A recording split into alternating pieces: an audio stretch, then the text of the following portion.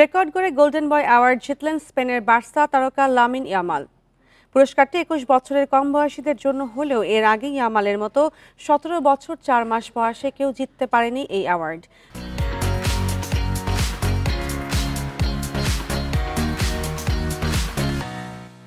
৫০০ পয়েন্টের মধ্যে ৪৮৮ পেয়েছেন এই উইঙ্গার।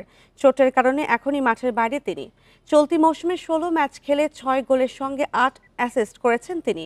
বার্সেলোনার চতুর্থ ফুটবলার হিসেবে পুরস্কারটি জিতলেন ইয়ামাল। বাকি তিনজন মেসি, পেদ্রি ও গাভি।